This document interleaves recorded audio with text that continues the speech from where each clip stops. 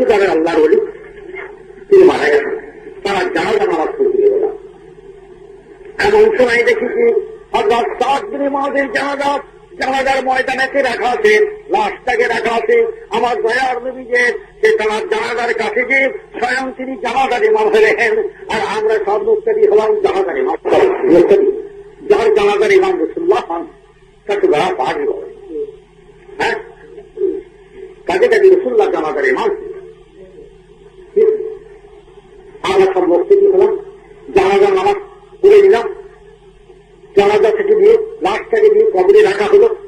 কবরের মাটি সমান যে মাটি সমান করে দেওয়া হলো, এমন সময় আমার রাসূলুল্লাহ হঠাৎ কিরকম কবরের ধারেতে গিয়ে সুবহানাল্লাহ সুবহানাল্লাহ পড়তে লাগলেন। সাহাবারা বলেন আমরাও সুবহানাল্লাহ সুবহানাল্লাহ পড়তে লাগলাম। আবার আল্লাহু আকবার আল্লাহু আকবার বলতে লাগলেন। আর সাহাবারা বলেন আমরা অনেকক্ষণ ধরে আল্লাহু আকবার আল্লাহু আকবার বলতে লাগলাম। তারপরে জিজ্ঞাসা করলাম লেমা সাব্বাকা সুম্মা কাব্বারকা ইয়া রাসূলুল্লাহ, ইয়া রাসূলুল্লাহ আপনি সুবহানাল্লাহ কেন বললেন, আবার আল্লাহু আকবার কেন বললেন, আল্লাহর তাকবীর কেন দিলেন? তার মানে মাত্র মাযরাটা বলে দিতে হবে, মানে মাযরাটা বলে দিতে হবে। আমার রাসূলুল্লাহ তখন ফরমালেন আলা লাকাদ তাযাকা আলা হাযাল আবদি সালিহ আকাবুহু সুম্মা সাজাদাহুল্লাহু আনহু। আমার রাসূলুল্লাহ ফরমালেন আমি যখন কবর জিয়ারত করছিলাম, কবরের ধারেতে যখন দাঁড়িয়েছিলাম, কবরের মাটি যখন সমান তোমরা করে দিলে, আমি দেখতে পেলাম কবরের উঁচু থেকে আমি দেখতে পাচ্ছি কি যে হযরত সাদ বিন মুআয আল্লাহর ওলি, তার কবরটা ছোট আসছে আর সংকীর্ণ হয়ে আসছে আর তঙ্গ হয়ে আছে, দুপাশের মাটি সরে সরে আসছে, কবরটা ছোট হয়ে আসছে। আমার তখন ভয় হলো প্রায় সাদ বিন মুআযের মাটি বদলা দিতে আসছে, আজর পাঁজর বোটায় ভেঙে দেবে। আমি রাসূলুল্লাহ আর থাকতে পারলাম না, সুবহানাল্লাহ সুবহানাল্লাহ করতে লাগলাম, আল্লাহু আকবার আল্লাহু আকবার বলতে লাগলাম। সুবহানাল্লাহ পড়ার বরকতে, আল্লাহু আকবার বলার বরকতে আল্লাহ তাআলা সাদ বিন মুআযের কবরকে আল্লাহ বড় করে দিয়েছেন, সাদা করে দিয়েছেন, বড় করে দিয়েছেন, সাদা করে দিয়েছেন। কত আল্লাহ দেওয়া কবর ছোট হচ্ছে। হ্যাঁ, সাদ বিন মুআয আবার কি মিশকাত শরীফের হাদিসে লেখা আছে ফাযাল্লাযী তাহাররাকা লাহুল আশরাফ ওয়া ফাতিয়াত লাহু আবওয়াবুস সামায়ে ওয়া শাহাদা লাহু সাবুনা আলফান মিনাল মালায়েকা লাকাদ জাম্মা জুম্মাতান সুম্মা ফাজাদাহুল্লাহু আনহু। হযরত সাদ বিন মুআয কতগুলো আল্লাহর প্যারা ছিলেন। বাবা যেদিন তিনি ইন্তেকাল করলেন, হাদিসে লেখা রয়েছে সেই দিনই তো বাবা আর খুশির পেটেতে আল্লাহর আরশে মোল্লা হিলতে থাকলো, আরশে মোল্লা হিলতে থাকলো। যেদিন তিনি ইন্তেকাল করলেন সেই দিনে বাবা আল্লাহর সাতটুকু আসমানে দরওয়াজা খুলে গেছিল। বাবা যেদিন তিনি ইন্তেকাল করেছিলেন, আল্লাহর 70,000 ফেরেশতা হযরত সাদ বিন মুআযের জানাজার পেছনে হাজির হয়েছিল।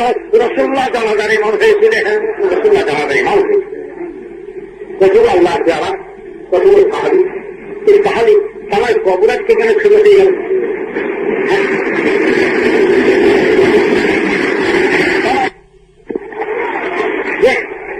কবর ছোট হয়ে গেল, অথবা আল্লাহর ওলির কবর ছোট হয়ে গেল। কেন ছোট?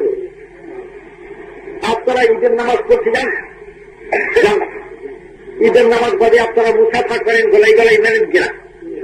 ঠিক, হ্যাঁ, খবরদার মিলবে না। একদল মৌলী বেরিয়েছে, তো চলবেন ওসব বেদাতে সব ঠিক লাই, হ্যান লাই, টান লাই, সবগুলি মেরে রক্ষা বুঝতে পেরেছে। ওই গলায় গলায় ওকে মুআনেকা বলে, গলায় গলায় মেলে, বুঝতে পেরেছেন? কাজে কাজে হযরত সাদ বিন মুআযের লাশকে যখন মাটিতে রাখা হলো, জমিনেতে রাখা হলো, জমিন আল্লাহর কাছে ফরিয়াদ করলেন পরওয়ারদিগার বেনিয়াজ, ও পরওয়ারদিগার বেনিয়াজ, আমার ভিতরিতে এত বড় আল্লাহর নেক বান্দা আজকে সেই গেছে, আমি সেই জমিন, আমি মাটি, আমি জমিন আজকে ওই সাদ বিন মুআযের সঙ্গে একটু গলায় গলায় মিলবো, গলায় গলায় মিলবো, গলায় গলায় মিলতে গেলে কাজ হবে। খবর মনে করে কিন্তু গলায় গলায় মিলতে গেলে মুআনেকা খুশির সুযোগ। কাজে কাজে আল্লাহওয়ালা যারা হবে ওই মাটি খালি গলায় গলায় মিলবে, একটু ছুঁয়ে চলে যাবে। আর গুনাহগার বেঈমান ফাসিক ফাজিল বাবাটা আজের ফাজিল ভেঙে চুরমার করে যাবে, বুঝতে পেরেছেন? আর আল্লাহওয়ালা যারা হবে খালি ছুঁয়ে চলে যাবে, একটা মোলাকাত করে মুআনেকা করে চলে যাবে। যেমন সাদ বিন মুআযের মুআনেকা করে চলে গেছেন। এত বড় দরজা সাদ বিন মুআয পেলেন কিসের জোরে? আর আমলের জোরে। নেক আমলে চলে। আমার এখন আমলেরই কথা চলেছে বাবা, আমলেরই বাদ খালি চলেছে। তাই বলে দিন নেক আমল করতে হবে। একবার দরুদ শরীফ পড়ুন।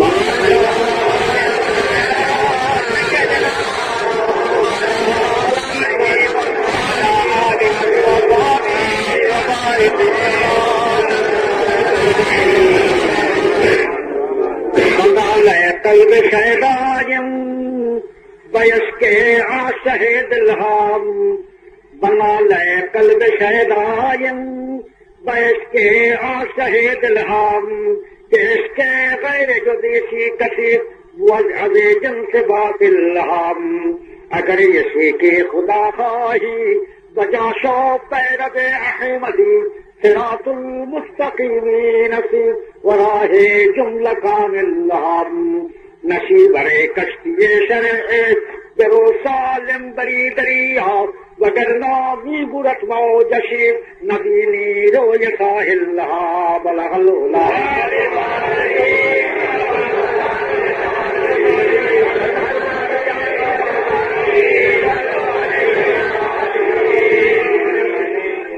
এই যে কবিতাটা বললাম, শেরটা করলাম, এই কাজ তো এইটা জানে না।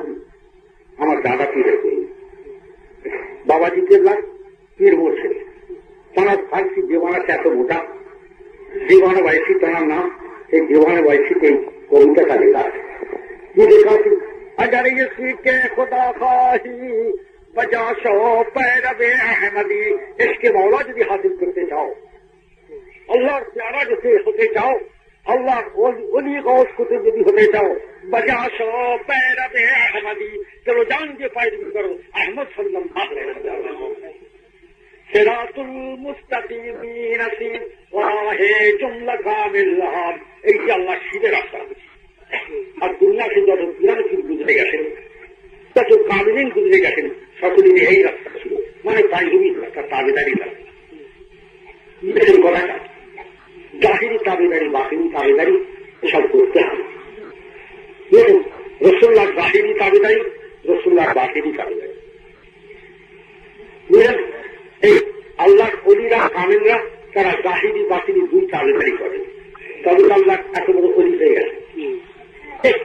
তার মানে হযরত খাজা আজমি রহমাতুল্লাহ বাতিনি তাবেদারির জন্য, বাতিনি ইলম শিখবার জন্য, বাতিনি নিয়ামত হাসিল করবার জন্য, ইলমে বাতিন হাসিল করবার জন্য হযরত ওসমান হারুনি রাদিয়াল্লাহু তাআলা আনহু তারা খেদমতে 20 বছর কাটিয়েছে। খাজা আজমি রহমাতুল্লাহ নিজে লিখছেন, তার কিতাব আমার কাছে আছে, নিজের লেখা কিতাব। সেই কিতাবের নাম হচ্ছে আনিসুল আরওয়াহ, ফার্সি ভাষা। 20 বছর পীরের খেদমতে কাটিয়ে দিচ্ছে। হযরত বখতিয়ার কাকি রহমাতুল্লাহ আলাইহি খাজা আজমি রহমাতুল্লাহর খলিফা দিল্লিতে যান কবর, তিনি বলেন আম্মু খাজা আজমি রহমাতুল্লাহর খেদমতে 20 বছর কাটিয়ে দিয়েছে। হযরত বখতিয়ার কাকি রহমাতুল্লাহর খলিফা হযরত বাবা ফরিদ সাগরগঞ্জ পাটপাটান, বুঝলেন, তিনি বলেন কি আমি আমার পীর মুর্শিদ হযরত বখতিয়ার কাকি রহমাতুল্লাহর খেদমতে আমি 36 বছর কাটিয়ে দিয়েছি। বুঝলেন, একটা লোক নৌকো করে কিস্তি করে নদী পার হয়ে হযরত বাবা ফরিদ সাগরগঞ্জের কাছে উপস্থিত হয়ে হযরত বাবা ফরিদ সাগরগঞ্জকে তার দিকে সম্বোধন করে বলেছেন, উর্দুতে একটা শের বলে। কি শের? তাকে খেতাব করে বলছেন কি, बाबा के नाम सुन के मैं आया हूँ दूर से, बाबा के नाम सुन के मैं आया हूँ दूर से, कश्ती को मेरे घर मद के नूर से, बाबा के नाम सुन के मैं आया हूँ दूर से, कश्ती को मेरे भर दे मोहम्मद के नूर से। আমি বাবার নাম শুনি, অনেক দূর থেকে দরিয়া পার করি, আমার যে নৌকো, আমার এই কৃষ্টি রসুল্লাহ নূরে বুঝাই করে দাও, তাই বাড়ি ফিরে যাবো না। মানে আমার অন্তরটাকে আলোকিত করে দেন, নূরে বুঝাই করে দেন, তবে আমি বাড়ি যাব। হ্যাঁ, মওলানা মশহুর আল্লামা ছিল, ইমামে জামানা ছিল, বাহাস তক্ত করে কেউ পারত না। মৌলানা রুম তুষ মাদ্রাসার তিনি মোদারেসি করতেন, 300 তালিবিলের উস্তাদি করেন মৌলানা রুম। 12টার সময় কেতাবের ঘরে বসে কুতুবখানা লাইব্রেরিতে বসে কেতাব দেখছেন। দেখতে দেখতে রাত 12টা বেজে গেছে, সামনে 4 বাক্সি জ্বালানো আছে, একটা ছেঁড়া কম্বল গায়ে দিয়ে একটা ফকির ওই কুতুবখানার কেতাবের ঘর, কুতুবখানার মানে চৌকাঠে মানে এসে দাঁড়ালো। আর মৌলানা রুম অমনি দেখতে পেয়েছেন যে একটা ছোড়া কম্বল গায়ে একটা ফকির রয়েছে কুতুবখানার লাইব্রেরি মানে চৌকাঠে সে দাঁড়িয়ে আছে। মুখটা উঁচু করে দেখে ফকিরকে চিটকিরি মেরে বললেন, চা মানতে চা মানতে। ফকির কথা বলে না, ফকির ইশারা করে। চারিদিকে সব কেতাবের আলমারি, মৌলানা রুমের কুতুবখানা কেতাবের ঘর, কেতাবের আলমারির দিকে আঙুল দিয়ে ইশারা করে আনুমানন করে দেখায় আর এমন করে এমন। মৌলানা রুম তো তিনি মাদ্রাসায় পড়ান, ছাত্রদের ঘরে পড়ান, মনে করলেন যে কেতাবগুলো পড়বে, সব আলমারির কেতাব পড়বে, ছেঁড়া পড়বে। হ্যাঁ, चिटकिरी में बोलने अरे तुम फकीर फकरा आदमी है, किताब क्या समझोगे, जाओ यहाँ से चले जाओ। फकीर फकरा মানুষ किताब की बुझे मैंने যেটা খাই সেটা উড়ায়। মৌলানা জাহির বুঝে গেছেন কেতাব পড়তে, যাও यहाँ से चले जाओ। বলা মাত্র ফকিরটা গড়গড় করে চলে গেল। মাত্র 20 হাত রাস্তা গেছে, সেই ফকিরটা মাত্র 20 হাত রাস্তা গেছে। এমন সময় দেখে কি মৌলানা রুমের সেই কেতাবের আলমারিতে আর জানালা দুয়ারেতে হুহু করে আগুন লেগে গেছে। মৌলানা রুম একেবারে কেতাব কুতুবখানা ছেড়ে কেতাবের ঘর ছেড়ে সেই ফকিরের পেছনে দৌড়ে গেছে। যে বলুন হুজুর ये क्या हुआ, ये क्या हुआ। তখন ফকির বলে, ওরে মৌলানা রুম তুমি আমাকে বলেছিলে किताब समझोगे नहीं, किताब समझोगे नहीं, आज जो घर में आज जो कुतुबखाना में आज जो लग गया है ये भी तुम समझोगे नहीं, यही तो समझोगे। হ্যাঁ, কেন আগুন লেগে সেটাও তুমি বুঝতে পারবে না। মৌলানা রুম সেই ফকিরের পেছন ধরলেন, আজ ধরলেন কাল ধরলেন। সেই ফকিরটা কে ছিল? সেই ফকিরটা হলেন মৌলানা রুমের পীর, মৌলানা রুমের ওস্তাদ হযরত ইমাম শামসে তাবরেজ রহমতুল্লাহ আলাইহি। 7 দপ্তর বাবা মোস্তামি মৌলানা রুম দে আজকে আর শেষ বেলাতে একটা কবিতা লিখে দিচ্ছেন। 7 দপ্তর মোস্তামি রুম মৌলানা রুম, মোস্তামি রুম লিখে তলাতে একটা কবিতা লিখে দিচ্ছেন। কি সব কবিতা লিখে দিচ্ছেন? মৌলবী হরগিজ নশদ মৌলায়ে রুম, মৌলবী হরগিজ নশদ মৌলায়ে রুম, তা গোলামে শামসে তাবরেজি নশদ। মৌলানা রুম কখনো মৌলানা রুম হতে পারত না যতক্ষণ পর্যন্ত শামসে তাবরেজ শামসে তাবরেজ গোলাম না। হ্যাঁ, আল্লাহ বলি হক মুখের কথা। কাজে কাজে বাতিনি শিখতে হবে, বাতিনি মশ করতে হবে, বাবা পীরের কাছে যেতে হবে। হ্যাঁ, পীরের নসিহত, পীরের সঙ্গে সম্বন্ধ রাখতে হবে, যাতায়াত করতে হবে, চিঠির দ্বারাই আদান প্রদান করতে হবে, এক জায়গায় বসে আল্লাহর ইবাদত করতে হবে, কিছু সময় ব্যয় করতে হবে। হ্যাঁ, খাজা সাহেব কি করেছেন, ওনারা ওই রকম করে কাল কেটেছেন। আর বরাবর কত বছর তো থেকেছেন। তিনি বলেন যে আমি 10-20 বছর আমার পীরের খেদমতে দেখেছি, 10 বছর তোমার গাছরি গুটি মাথায় করে তার সঙ্গে সঙ্গে ভ্রমণ করেছি, কোটলাপটি মাথায় করে তাদের খাজা আলী রহমাল্লাহ। হ্যাঁ, কিছু ভালোবাসা কি গাছের ফল? হ্যাঁ, তাই বলে দিই শিখতে হবে, দিলকে আয়না করতে হবে। হ্যাঁ, বাতিনি নিয়ামত হাসিল করতে হবে, বুঝলেন, তবে তো কাজ হবে। পৃথিবী গাড়ির চোখ পয়দা করতে হবে, বাতিনি চোখ তৈরি করতে হবে। জাহিরি ওয়াজ শুনতে হবে না, বাতিনি ওয়াজ শুনতে হবে, বাতিনি ওয়াজ করতে হবে। তবে তো কাজ হবে। জাহিরি ইবাদত খালি করলে হবে না, তার সঙ্গে বাতিল ইবাদত লাগাতে হবে, তবে মজা পাওয়া যাবে, তবে কাজের জিনিস হবে। হ্যাঁ, নামাজ পড়ছেন সব। হ্যাঁ, অনেক মুসল্লি আজকে এখানে আমার পদের মধ্যে হাজির হয়েছেন কিনা? হ্যাঁ, যত মুসল্লি আছে ঠিক করে বলো তো, কসম খেয়ে নামাজের মনটা ঠিক থাকে? এবারে হ্যাঁ, আপনি 9 এই যে ওয়ার্ড শুনছেন, মন কোন দিকে নেই, ঠিক বেকার। সংসার করছেন, গরু বাছুর দেখছেন, চাষাবাদ করছেন, মন ঠিক আছে।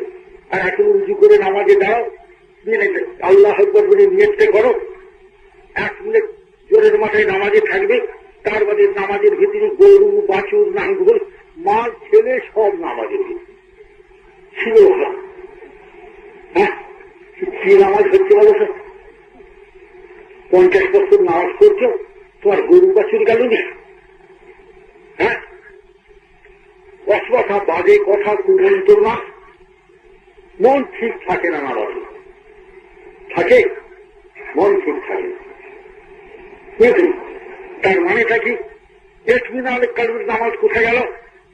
কান্নাকা তারাহু ফাইল্লাম তাকুন তারাহু আনতা আবুদুল্লাহ, কান্নাকা তারাহু ফাইল্লাম তাকুন তারাহু ফাইন্নাহু ইয়ারাকা।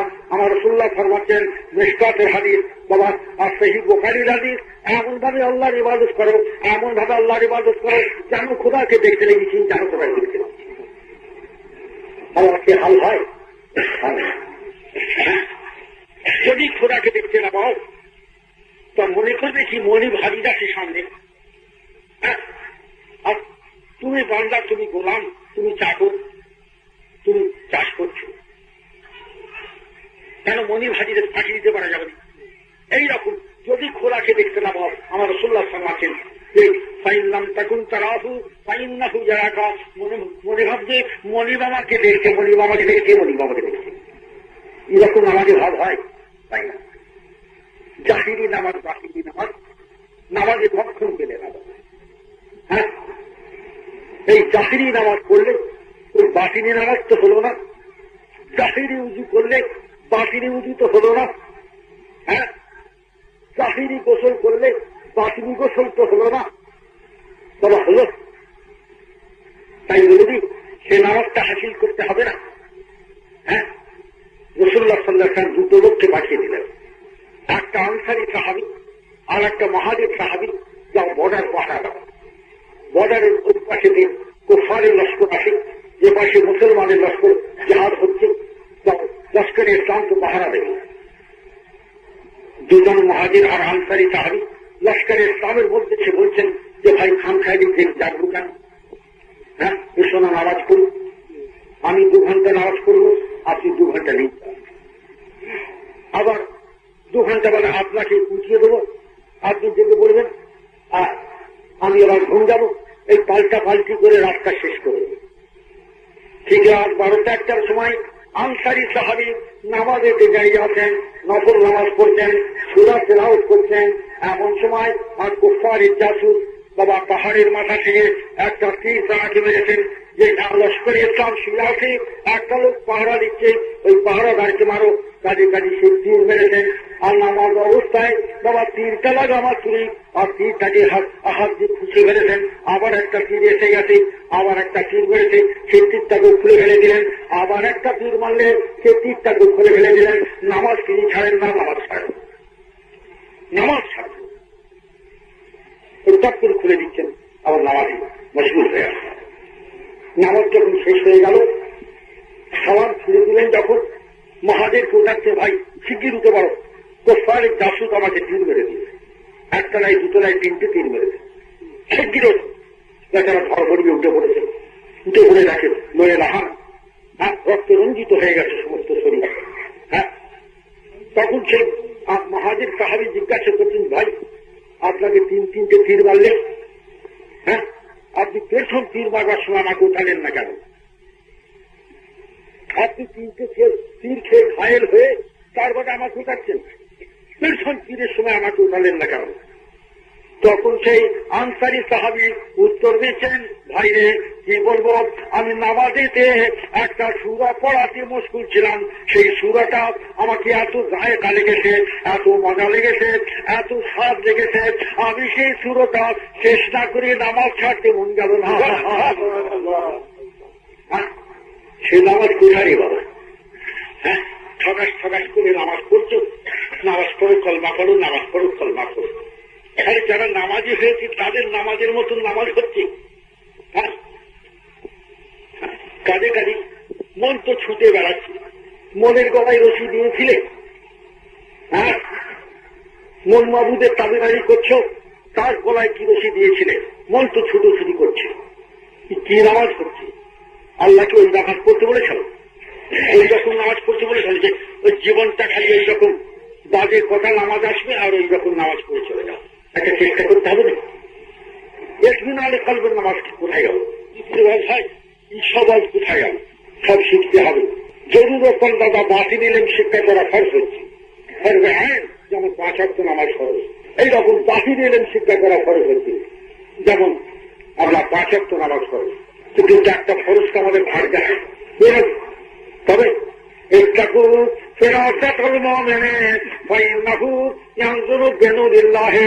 আল্লাহ রসুল ফরমাচ্ছেন, তোমরা মুমিনে কামেলের, ওলিয়ে কামেলের তোমরা জ্ঞান গরিমা থেকে তোমরা পরেজ করবে, কেননা তারা আল্লাহর নূরের ভিতরে দিয়ে তারা দেখে, আল্লাহর নূরের ভিতরে তারা দেখে।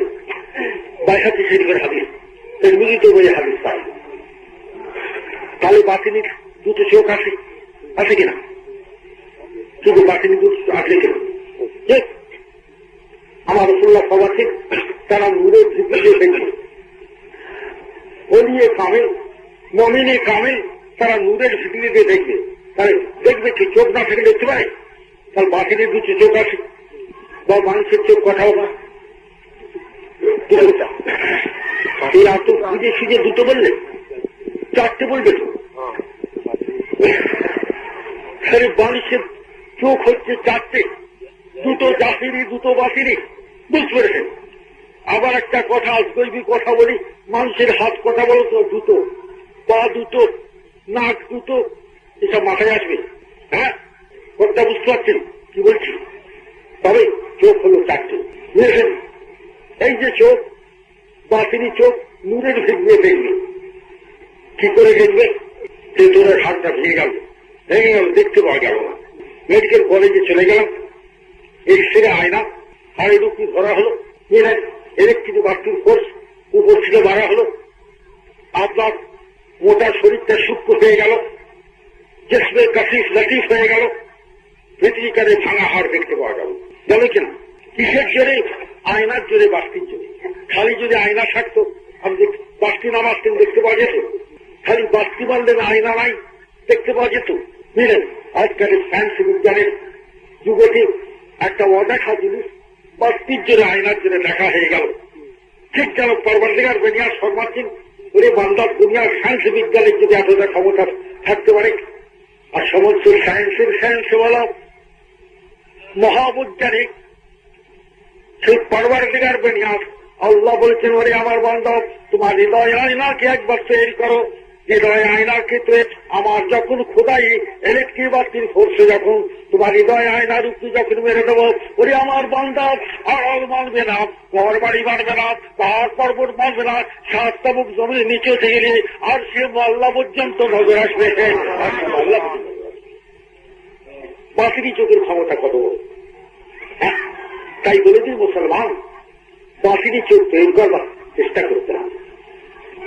হানজালা বেনে রাবিউল হুসাইনি قال لقاني أبو بكر قال نافق حنظلة يا أبا بكر قال ما تقول قال نكون عند النبي صلى الله عليه وسلم يذكرنا بالنار والجنة كان رأي عين فلما خرجنا من عند رسول الله صلى الله عليه وسلم آففنا الأولاد والأزواج والزيات ونخيرا كثيرا قال أبو بكر والله لنلقي مثل ذلك يا حنظلة فانطلقت أنا وأبو بكر حتى دخلنا على النبي صلى الله عليه وسلم قال نافق حنظلة يا رسول الله قال ما تقول قال نكون عندك يا رسول الله تذكرنا بالنار والجنة كان رأي عين فلما خرجنا من عندك يا رسول الله آفسنا الأولاد والأزواج والزيات ونسينا كثيرا قال والذي نفس محمد بيده لو تذوبون على ما تكون في الذكر لصافاتكم الملائكة على فرشكم وترككم لكن يا حنظلة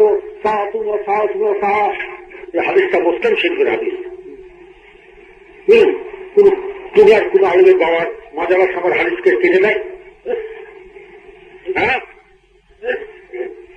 এই মস্ত বড় হাদিস তেলাওয়াত করেছি, তেলাওয়াত করে সময় লাগতো। আমি সংক্ষেপে তেলাওয়াত করেছি।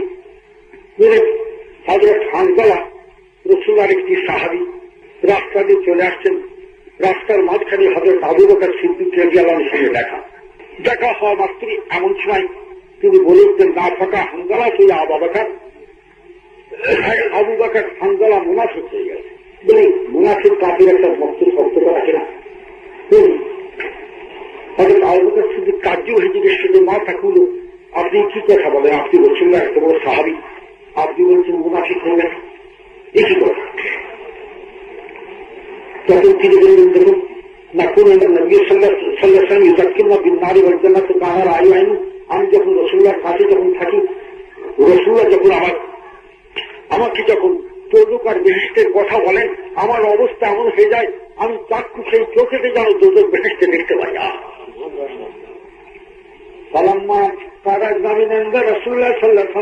আমি যখন রাসূলুল্লাহর দরবার থেকে বাড়ি ফিরে চলে আসি, আমার সেই ছেলেগুলো আলমালমাটা ধন দৌলত সেই অবস্থাটা ঘুরিয়ে দেয়। সে অবস্থা থাকে না। রাসূলুল্লাহর দরবারে গেলে মানে যে অবস্থা হয়, আর বাইরে সেই অবস্থা থাকে না, থাকে না। কাজে এই তো আমি মুনাফিক হয়ে গেল। কেন? রাসূলুল্লাহর কাছে একরকম, বাইরে আর এক রকম। সামান্য অবস্থা পরিভেদ হয়ে গেছে বলে তা আবার নিজেকে নিজে মুনাফিক বলেছে। ওরে মন, তুই মুনাফিক হয়ে গেছিস। রাসূলুল্লাহর কাছে একরকম, রাসূলুল্লাহর বাইরে আরেক রকম। এই কথা শোনা মাত্র হযরত আবু বকর সিদ্দিক রাদিয়াল্লাহু তাআলা আনহু শুনে বললেন, ওয়াল্লাহি লানুনকি মিসলা যালিকা ইয়া হানজালা। তো এই হানজালা, আমরা খোদার কসম করে বলছি, তোমার অবস্থা যেমন রাসূলুল্লাহর দরবারে হয়, আমার অবস্থা ঠিক সেই রকম হয়। আমি রাসূলুল্লাহর কাছে দেখতে পাই। فانطلقت انا وابو بكر حتى دخلنا على النبي صلى الله عليه وسلم। আমি আর হযরত আবু বকর রাদিয়াল্লাহু তাআলা আনহু দুজন মিলে রাসূলুল্লাহর দরবারে গেলাম। আর কি বললাম, ইয়া রাসূলুল্লাহ মা ফাকা হানজালা তো মুনাফিক হয়ে গেছে। রাসূলুল্লাহ শুনে বললেন, মাথা খুলে এই কি কথা বলেন আপনি? হ্যাঁ, এই কি কথা বলছেন আপনি? আমার সাহাবী, বড় বড় সাহাবী, আপনি বলছেন মুনাফিক হয়ে গেছে। আমরা হুজুরের খেদমতে যখন থাকি, আর হুজুর আমাদের ঘরে যখন আর দোজখের বেহেশতের কথা বলেন, আমাদের অবস্থা এমন হয় কারণ আর আইন আমরা এই চামড়া চোখের সাথে দেখতে পাই, চামড়া চোখে দোজখ বেহেশত দেখতে পাই। আর হুজুরের দরবার থেকে চলে গেলে মানে ছেলে পুলে মাল মাত্রা ধন দল সব ঘুরিয়ে দেয়, সে অবস্থাটা থাকে না, আমরা দেখতে পাই না। ইয়া রাসূলুল্লাহ কি হবে? তখন রাসূলুল্লাহ ফরমালেন, والذي نفس محمد بيده, যার জানেতে, যার হাতেতে মুহাম্মদ সাল্লাল্লাহু আলাইহি ওয়াসাল্লামের জান আছে, মানে পরওয়ারদিগার বিন আস, সেই খোদার কসম করে বলছি, লাউ তাদুবুনা আলা মা তাকুনু ফি যিকর, আমার দরবারে তোমাদের, তোমরা যেমন যিকরি অবস্থায় থাকো, যিকরের হালতে থাকো, আমার বাদে যদি এইরকম তোমরা সদা সর্বদা যিকরের অবস্থা তোমাদের থাকতো, আর মগ্ন অবস্থা যদি থাকতো, তা সাফাত কোমল মালাইকা ভালো লেগে মুসলমান আজকে যখন তাদের মরণ হবে, আজকে যখন তারা কিয়ামতের ময়দানে আল্লাহ তাআলা মুসলিম মেম্বারে বসে তাদের কপাল থেকে আল্লাহর নূরকে জাহির করবেন। আল্লাহ কোথা বসে আছেন দেখেছেন? কোন জায়গায় বসে আছেন মনে পড়ছে? তাই বলে দিই মুসলমান, যেখানে অদের মজলিসের কথা শুনবেন, সততার ইত্যাদি ফেলে রেখে হেদায়েতের মজলিসের দিকে যাবেন, শিক্ষার মজলিসের দিকে যাবেন। সময় কম, শরীরও ভালো নাই, উদার করবো না। এই কম সময়ের মধ্যে, 1-1.5 ঘন্টার মধ্যে অনেক সব বিষয় সব জানেন। জবানুদ্দিন থেকে অমুক পাড়াই থেকে আল্লাহ রসুলকে ভালোবেসে মুসলমান দলে দলে মেয়ে মানুষ বা মরণ মানুষ আল্লাহ রসুলকে ভালোবেসে আল্লাহর ওয়াজির মজলিসে যোগদান করেছে, হেদায়েতের মজলিসে যোগদান করেছে। আজকে যখন তাদের মরণ হবে, আজকে যখন তারা মরে যাবে, কাল কিয়ামতের ময়দানেতে আল্লাহ তাআলা মসজিদ মেম্বারে বসে তাদের কপাল থেকে আল্লাহর নূরকে জাহির করবেন। আল্লাহ কোথাও বসে আছেন দেখেছেন? হ্যাঁ, কোন জায়গায় বসে আছেন মনে করছে? হ্যাঁ, তাই বলে দিন মুসলমান, যেখানে অদের মজলিসের কথা শুনবেন, শত কাজ ইত্যাদি ফেলে রেখে হেদায়েতের মজলিসের দিকে যাবেন, শিক্ষার মজলিসের দিকে যাবেন। সময় কম, শরীরও ভালো নাই, রাত জাগতে হচ্ছে, বেশি সময় আমি গল্প করব না। এই কম সময়ের মধ্যে 1-1.5 ঘন্টার মধ্যে অনেক সব বিষয় সব জানিয়ে দিতে হবে, শুনিয়ে দিতে হবে। 10টা থেকে 4টে পর্যন্ত ঘন্টা 6-7টা বই পড়াতে হবে, বুঝতে পারছেন?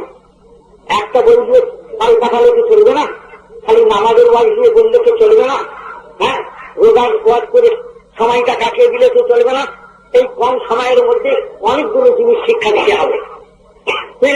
দশে দশে দশে দশে রকম রকমের কথাগুলো সব জানিয়ে দিতে হবে, শিক্ষা দিতে কথাটা না বলে থাকতে পারছি না। মাঝখানে আবার এক রসুল্লার কথা মনে পড়ে গেল, রসুল্লার সুসংবাদ, খোঁজ খবরই একটা আমার মনে পড়ে গেল। রসুল্লার একটু মুরিদ ছিলেন, সেই মুরিদের নাম হচ্ছে হযরত সালমান।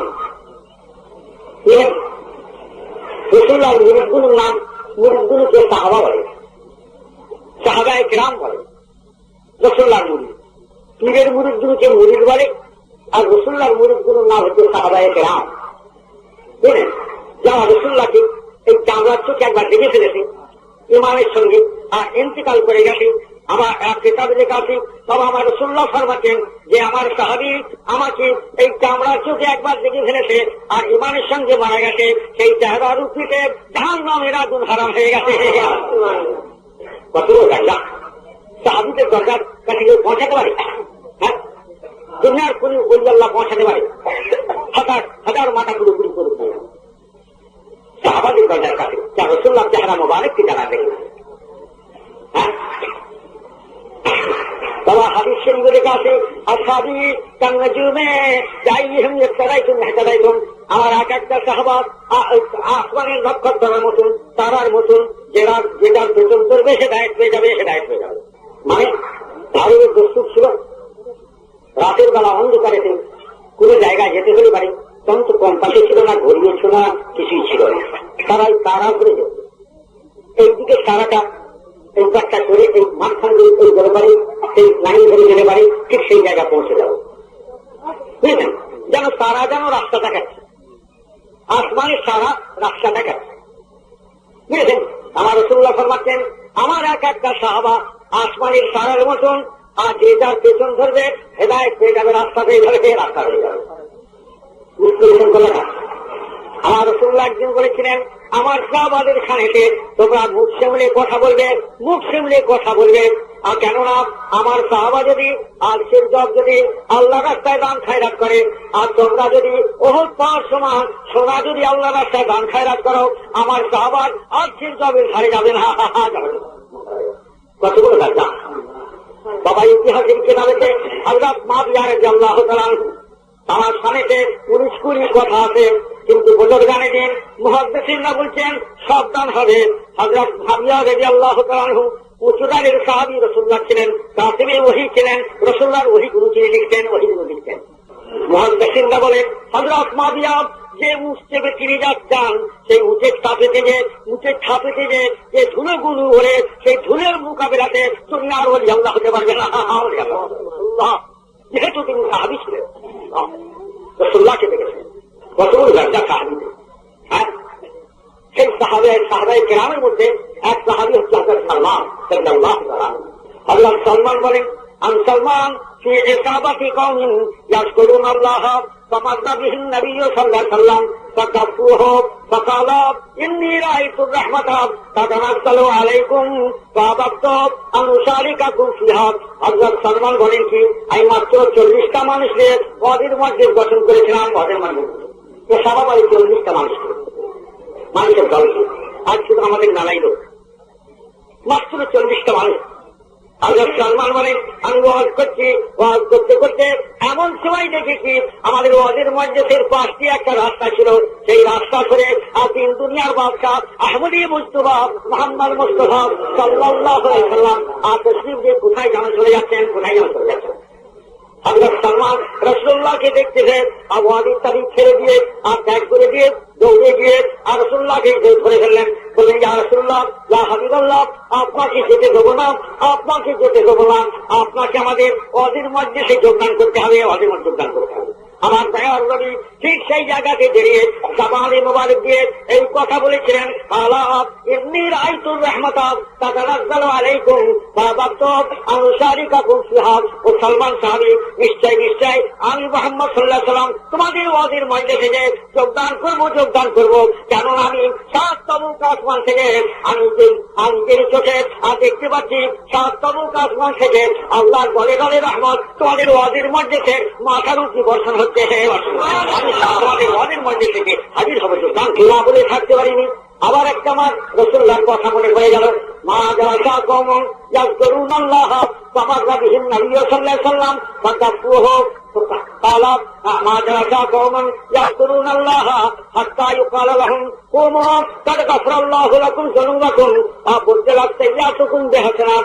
আল্লাহ রাসূল ফরমাচ্ছেন, যখন মানুষ ওয়াজ ইত্যাদি শুনে ওয়াজের মজলিসে হাজির হয়, ওয়াজ ইত্যাদি শুনতে থাকে, 7 তবক আসমান থেকে আল্লাহর ঘরে ঘরে ফেরেশতাকে তাদের ওয়াজের মজলিসে মাথার উপরে উপস্থিত হয়। আল্লাহর ফেরেশতারা বলে, ও ওয়াজ শুননে ওয়ালারা, ও হেদায়েত শুননে ওয়ালারা, যান আজকে আপনাদের ওয়াজ শোনা শেষ হয়ে গেছে, মুনাজাত হয়ে গেছে, আপনারা যে যার বাড়ি ফিরে চলে যান।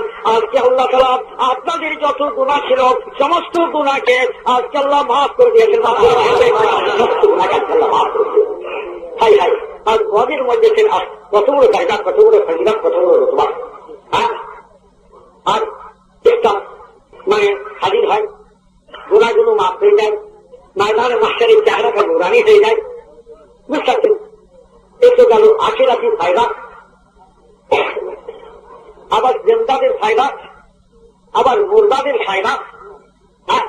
শেষ বেলায় ওয়াজ ইত্যাদি শুনে যা কিছু দোয়া দরুদ, ওয়াজ নসিহত, কোরআন তেলাওয়াত যা কিছু হবে আমরা সব জড়িয়ে মিলেন হাত তুলে মোনাজাত করে বলবো, আশপাশের যেন মুর্দারা যেন বলছে, তোমরা ওয়াজ নসিহত শুনলে, হেদায়েত শুনলে, তোমরা মিঠাই ছেলে, পোলাও ছেলে, খানাবাদ ছেলে, কতটুনা করলে আমাদের যখন আপনি এই ওয়াজ নসিহত শুনে যখন সর্বস্বী করবেন পেলেন, তখন বাবা এই আপনাদের সবটা ফেরেশতারা নূরের খাঞ্চা করে রাসূলের রুমাল থেকে ওই যত মুর্দা গান আছেন এখানে তাদের সেই রূপাকে দিয়ে আল্লাহ তাআলা পৌঁছে দেন। জিন্দাদের ফায়দা, মুর্দাদের ফায়দা। মুসলমান ওয়াজের মধ্যে সেই কতগুলো ফায়দা। 10 মুসলমান একসাথে জমে ইসলামী শান সরকার, ইসলামী রওনা, ইসলামী জব্দবা হাসমত, কতটা মুক্ত বড় হয়ে গেছে। 10 মুসলমানের মুখটা দেখি, আর দোষ দুশ্মন কেউ নাই, সব একসাথে মিলেমিশে বসে সব আল্লাহর রসুলের কথা শুনছে। পাশের দুশ্মনটা বসে আছে 3 বছর মোকদ্দমা চলেছে তার সঙ্গে, দেখা দেখতে মন যায় না, নজরটা পড়ে গেল পাশে বসে আছে, মুখটা ফিরিয়ে দিচ্ছে, আবার নজরটা পড়ে গেল, মুখটা ফিরিয়ে দিলে 3 বারের মাথায় নজর পড়ে গেল, ঠিক করে একটু হেসে ফেললে। গল্পটা শুনে মনের গেলানিগুলো সব বেরিয়ে গেল। তখন যাবার সময় তাহলে ভাই যা করবার হয়েছে মাছ সব করে দেবো, আমার মোকদ্দমা মিটমাট করে দেবো, রেলটা গলে গেল। এক মিলনের মধ্যে, একতার মধ্যে, রাজি ভাবের মধ্যে, দুনিয়াতে আমাদের বাবা আনন্দের মধ্যে, মেয়েদের উল্লাসের মধ্যে, বাবা আমাদের মানে খুশির মধ্যে। আমাদের খুশির মধ্যে কথাটা জানেন আপনি? আমাদের খুশির মধ্যে হচ্ছে 3টে। একটা ঈদের মজলিস, আর বকরা ঈদের মজলিস আমাদের খুশির মজলিস। আর একটা খুশির মজলিস এই যেদিন বাবা ওদের মজলিস বেড়ে যায়, সেই দিন যেন আমাদের একটা হাউস একটা হয়ে যায়, একটা শব্দ, আমাদের একটা ফুর্তি, একটা আনন্দ এসে যায়। কোথাও রটবাসী, কোথাকে দেশের যুগের গুলি খাচ্ছে,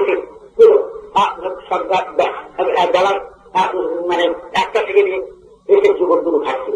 ওদের দিকে একটা ভর্তি এসে গেছে, দলে দলে মুসলমান আসছে, পুরো জিনিস জওয়ান যুবক, আবার তার সঙ্গে দেখবে বাচ্চাগুলো আছে, ছোট ছোট বাচ্চাগুলো।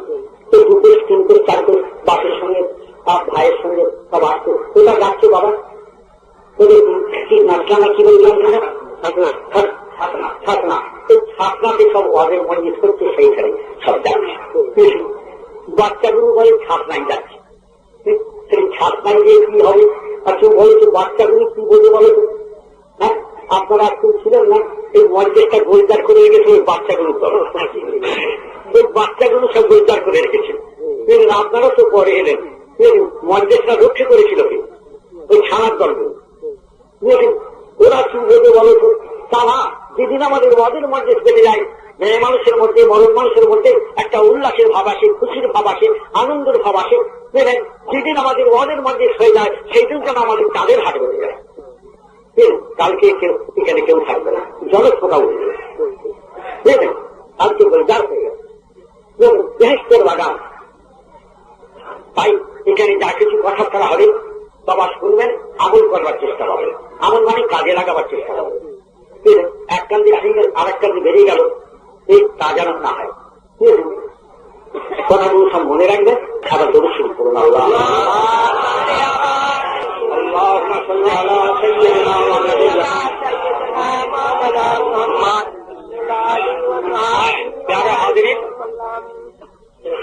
এখন আমল করতে হবে। এই তো ওদের মজলিসের দরজা মর্তবা তাদের মানতলা আপনি সব বুঝবেন। এবার আমলের কথা বলি, আমল করতে হবে। দেখেন, আর আমল করে আপনাদের খালি কি হতে হবে? আল্লাহর ওলি হতে হবে। আল্লাহ তাআলা দুনিয়াতে মুসলমানকে পাঠিয়েছেন আল্লাহর ওলি বানাবার জন্য, ওলি হবার জন্য। আল্লাহর ইচ্ছা আমার সমস্ত বান্দা আল্লাহর ওলি হয়ে যাবে। সবকে আমি বিনা হিসাবে ওয়ালা আযাবে জান্নাতুল ফেরদাউসে দাখিল করে দেব। ও জাহান্নাম খালি পড়ে থাকবে, বেহেশতে বোঝাই হয়ে যাবে। আল্লাহর ইচ্ছা মরতে হবে। বুঝলেন, সকলের মরণ আছে। যত লোক এখানে হাজির আছেন, খোদার কসম করে বলুন তো সব মরবেন কিনা? সব মরতে, সব মরবো, সব মরে যাবে, কেউ থাকবে না। পাঁচকে পাঁচ, মজলিসকে মজলিস মরে যাবে। হ্যাঁ, একে একে একে একে একে একে সব যাবে, যাবে কিনা? এখানে থাকা থাকির কথা নাই। বুঝেছেন, মরার মতন মরতে হবে না, কুকুর বিড়ালের মতন মরবে? হ্যাঁ, আরে কুকুরও মরে, বিড়ালও মরে, শুয়োরও মরে। আরে মরার মতন মরুন, মানে আল্লাহ ওয়ালা হয়ে মরে, আল্লাহ জানা হয়ে মরে। যদি মরতে হয় খাজা আজমি রহমতুল্লাহর মতন মারা, যদি মরতে হয় হযরত জান্নুল মসজিদ রাদিয়াল্লাহু আনহু মরেন, যদি মরতে হয় হযরত ইমাম বুখারীর মতন মরেন, যদি মরতে হয় ইমাম আহমদ বিন হাম্বল রাদিয়াল্লাহু তাআলা আনহু তার মতন মরেন, যদি মরতে হয় হযরত সৈয়দ শক্তি রাদিয়াল্লাহু তাআলা আনহু তার মতন মরেন। বাবা কিতাবে লেখা আছে, বাবা হযরত খাজা আজমি রহমতুল্লাহ আলাইহি বাবা যেদিন তিনি মারা গেলেন, বাবা কপালেতে আজগবি লেখা হয়ে গেল, খোদার তরফ থেকে কপালেতে লেখা হয়ে গেল, আরবিতে লেখা হয়ে গেল, কি লেখা হয়ে গেল? হাবিবুল্লাহ মাতা ফি হুব্বিল্লাহ, আল্লাহর দোস্ত, আল্লাহর মহব্বতে মারা গেছে। হে আল্লাহর দোস্ত, আল্লাহর মহব্বতে মারা গেছে। হযরত জান্নুল মসজিদ বাবা যেদিন তিনি ইন্তিকাল করলেন, তাজকিরাতুল আউলিয়া কিতাবেতে লেখা রয়েছে, তার কবরটা দিয়ে দেওয়া হলো। কবর দেওয়া মাত্রই কবরের মাটির উপরে বাবা আরবিতে লেখা হয়ে গেল, খোদার তরফ থেকে আজগবি বাবা আরবিতে লেখা হয়ে গেল, কি লেখা হয়ে গেল? জান্নুন হাবিবুল্লাহ মিনাশ শাওকে কাতিলুল্লাহ, জান্নুন আল্লাহর দোস্ত, আল্লাহর মহব্বতে শহীদ হয়ে গেছে। কবরে লেখা হয়ে গেল। হযরত জান্নুল মসজিদ বাবা যেদিন তিনি ইন্তিকাল করলেন, তাজকিরাতুল আউলিয়া কিতাবেতে লেখা রয়েছে, তার কবরটা দিয়ে দেওয়া হলো। কবর দেওয়া মাত্রই কবরের মাটির উপরে বাবা আরবিতে লেখা হয়ে গেল, খোদার তরফ থেকে আজগবি বাবা আরবিতে লেখা হয়ে গেল, কি লেখা হয়ে গেল? জান্নুন হাবিবুল্লাহ মিনাশ শাওকে কাতিলুল্লাহ, জান্নুন আল্লাহর দোস্ত, আল্লাহর মহব্বতে শহীদ হয়ে গেছে। কবরে লেখা হয়ে গেল, আপনার কবরে লেখা হবে। আপনি শুধু আল্লাহ বলা হয়ে যাবে, না বলে থাকতে পারিনি। কথা বলবো, হযরত ইমাম বুখারী রাহমাতুল্লাহ আলাইহি আশিয়াতুল নামাজ হাদিসের কিতাবে লেখা আছে, মিশকাতের সারা আশিয়াতুল নামাজ ফার্সি ভাষায়। বাবা সেই দিনে আর সেই কিতাবে লেখা হয়েছে ইমাম বুখারী রাহমাতুল্লাহ আলাইহি বাবা যেদিন তিনি ইন্তেকাল করলেন, যেদিন তিনি মারা গেলেন, তার লাশকে নিয়ে যখন কবরেতে রাখা হলো, বলবো কি মুসলমান, কবরের সমস্ত মাটি গুনাবি আতরের খুশবু হয়ে গেল। লোকেরা মুটো মুটো মাটি দিয়ে পাড়াতে লাগলো। বাদশার তরফ থেকে লোহার বেড়া দিয়ে কেটে দেওয়া হলো। কিতাবে লেখা আছে যে লোহার বেড়ার ধার থেকে মাটি দিয়ে নাকি শুধু লাগে, ওই রকম গুনাবি আতরের। বুঝতে পেরেছেন মুসলমান? কিসের জোরে মুসলমান? আমলের জোরে, আমলের জোরে।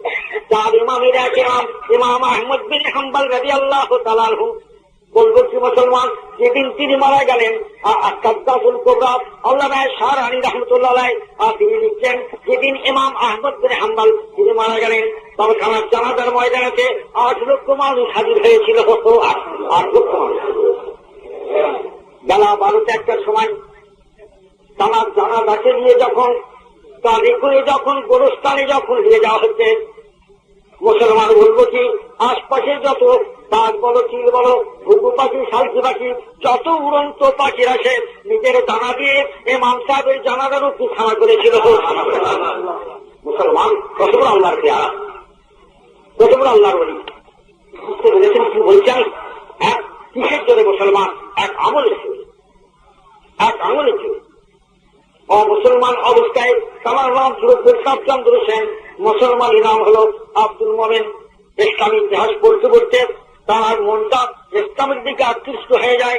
আর তিনি একদিন আপনার কালিমায়ে তাওহীদ পড়ে লা ইলাহা ইল্লাল্লাহ মুহাম্মাদুর রাসূলুল্লাহ পড়ে মুসলমান হয়ে গেলেন। লোকটা আয়ে পাস করে থাকলে চাকরি করে দুঃখী শহরে। লোকটা মালিপাড়ায়, কলকাতায় মালিপাড়ায় বেশি গুরুদের কাছে এই গুরু মশাই করতে লাগলেন। তারপরে ওখান থেকে শুনতে পারেন এই যে এখানে ফুরফুরা পীর সাহেব বলে একজন নাকি পীর আছে, তিনি সেইখান থেকে বাবা হুজুর কিবলার কাছে ফুরফুরা পীর কিবলা রাহমাতুল্লাহ আলাইহি তার কাছে যে উপস্থিত হলেন। আর উপস্থিত হয়ে আর তিনি বললেন যে হুজুর আমাকে আপনি বায়াত করে নেন, মুরিদ করে নেন। হুজুর বললেন বাবা তোমাকে মুরিদ করে দেবো, আর তুমি তাহিরি ওয়াজ করবো, তোমাকে আমি বাতিনি ওয়াজ করবো, তুমি তাহিরি বাতিনি আমার ওয়াজের মতন আমল করবে কিনা বলো, আমল করবে কিনা বলো, আমল করবে কিনা।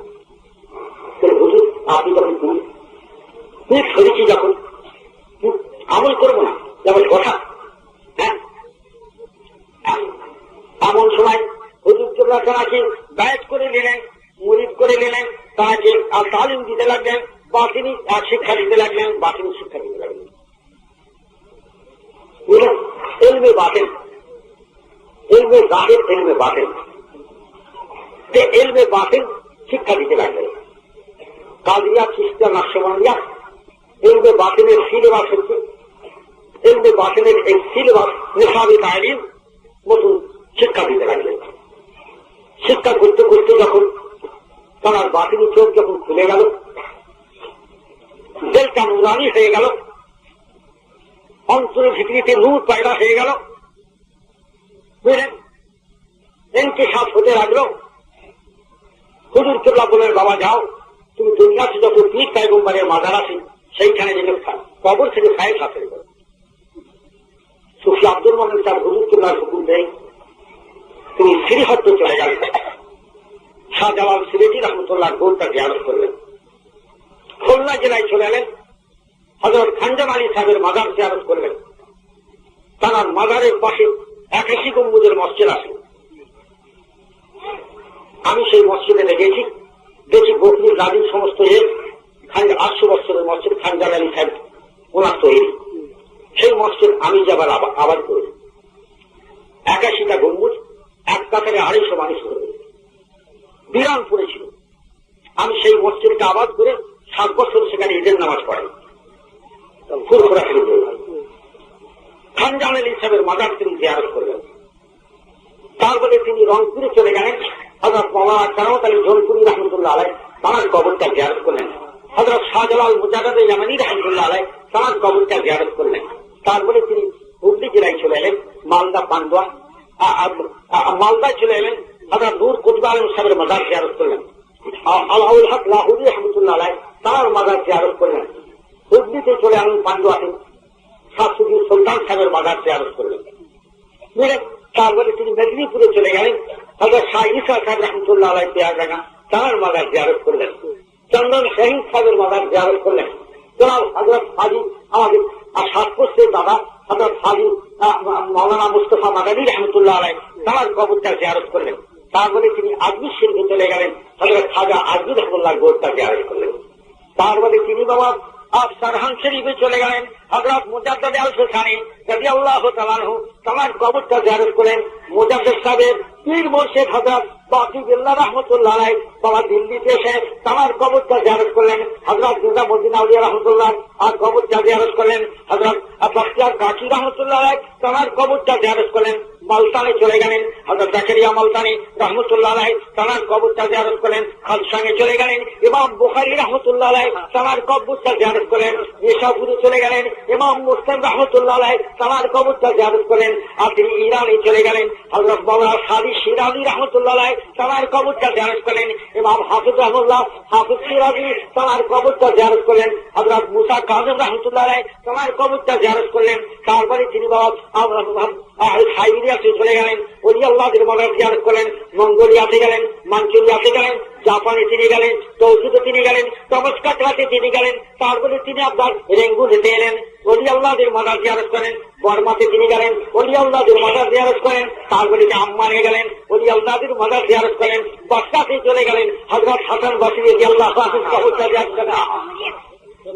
তারপরে তিনি বাবা বাগদাদ শরীফে চলে গেলেন, হযরত গাউসুল আজম শেখ আব্দুল কাদেরুল জিলানী রাদিয়াল্লাহু তাআলা তাঁর মাজারটা জিয়ারত করলেন। তারপরে তিনি ইমাম আযম আবু হানিফা রাহমাতুল্লাহ তাঁর কবরটা জিয়ারত করলেন। তারপরে তিনি কারবালাতে চলে গেলেন, হযরত হোসেন আলাইহিস সালামের মাজারটা জিয়ারত করলেন। তারপরে তিনি বাইতুল মুকাদ্দাসে চলে গেলেন, হযরত দাউদ আলাইহিস সালামের মাজার জিয়ারত করলেন। হযরত সুলাইমান আলাইহিস সালামের মাজার জিয়ারত করলেন। শাম মুলুকে চলে গেলেন, হযরত ইহইয়া আলাইহিস সালামের মাজার জিয়ারত করলেন। তারপরে তিনি মদিনা শরীফে চলে গেলেন, হাবিবুল্লাহর মাজার জিয়ারত করলেন, মাজারটা জিয়ারত করলেন। তারপরে মক্কা শরীফে চলে গেলেন, আউলিয়াদের মাজার জিয়ারত করে। তারপরে তিনি হজরতদারি করে। তারপরে তিনি মিশরে চলে গেলেন, ইমাম শাফি রাহমাতুল্লাহর মাজার জিয়ারত করেন। তারপরে সেখান থেকে তিনি জার্মানিতে গেলেন, ইতালিতে গেলেন, ফ্রান্সে গেলেন, বেলজিয়ামে গেলেন।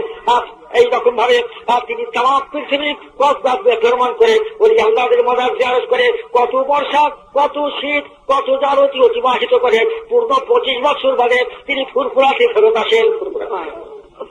আমি তাকে নিজের চোখে দেখেছি। শেখ আব্দুল মোমেন স্যার তেমন আমল করতে বাবা বান্দা ছিলেন। বেশি আগেকার কেতাবের ওলি আল্লাহর কথা রেখে দাও, চোখে রাখা আল্লাহর ওলির কথা বলি। হ্যাঁ, তিনি ফুরফুরাতে ফেরত এসলেন। হুজুর কেবল আমাকে বললেন, বাবা জঙ্গল থেকে আল্লাহর ওলি এসে দেখা করেছি। আমি হুজুর তো জানিনি, আমি তো মানুষের করি গাড়ি গাড়ি বেরিয়ে পড়েছে তখন। তা আমাদের হুজুর যাও দেখা করে আমি দেখা করতে গেলাম। আমার গায়ে গেঞ্জি ছিল, সালাম আলাইকুম, ওয়ালাইকুম আসসালাম, মুসাফা করুন। মুসাফা করে আমাকে বললেন, মেজো ভাই বলতেন, মেজো ভাই গেঞ্জিটা পিন করবেন। আমাকে বলেছেন গেঞ্জি কিনতে হবে। আমার সব মনে আছে তো। একদিন শেখ আব্দুল মোমেন স্যার তিনি বললেন যে আমি দুনিয়াতে যথাসাধ্য আমি যত পীর পয়গম্বরের কবর জিয়ারত করেছি, মাজার জিয়ারত করেছি, যতক্ষণ পর্যন্ত এই কবরওয়ালার সঙ্গে স্বয়ং না মোলাকাত হয়েছে, স্বয়ং না দেখা হয়েছে, আব্দুল মোমেন গরির ঘর থেকে ওঠে না।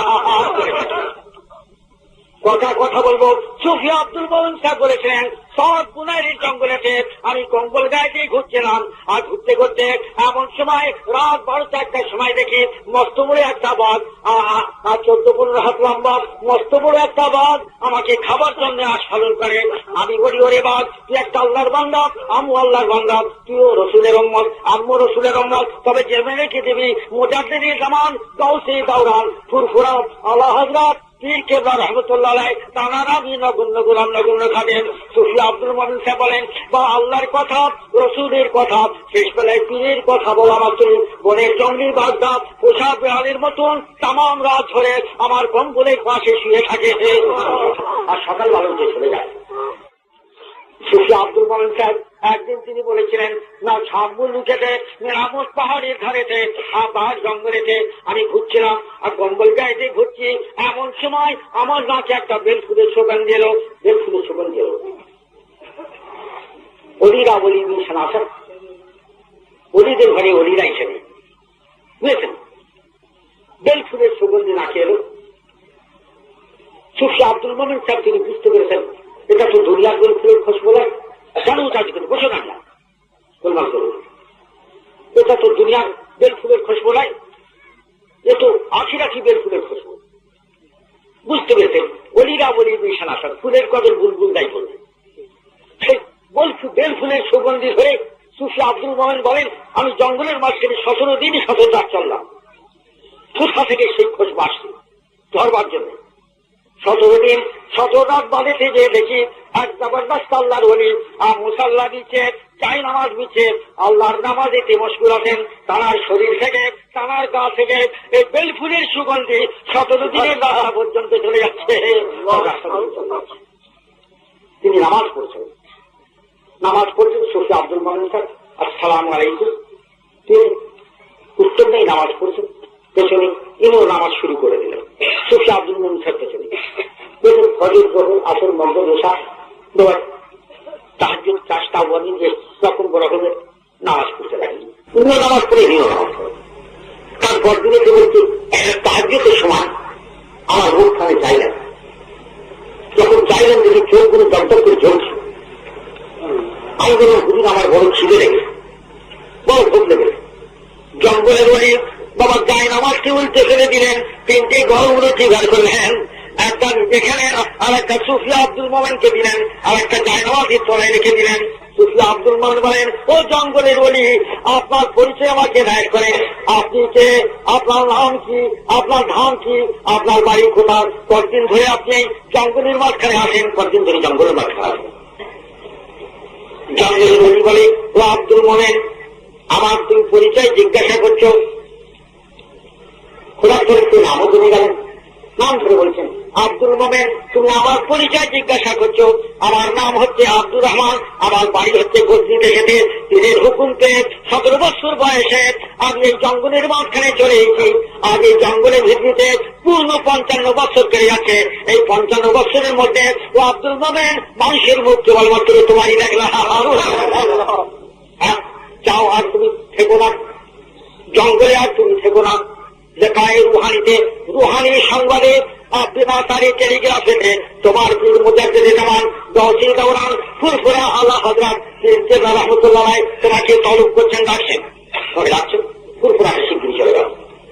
যখন তুমি হুজুর কেবলার কাছে যাবে, আমার তরফ থেকে একটা বেদানা, আপনি একটা আনার না বেদানা এরকম দিয়েছেন, এই বেদানাটা দিয়ে হুজুর কেবলার খেদমতে নজরানা দেবে, আর তার কদম মুবারকে হাজার হাজার সালাম বলবে, হে আল্লাহ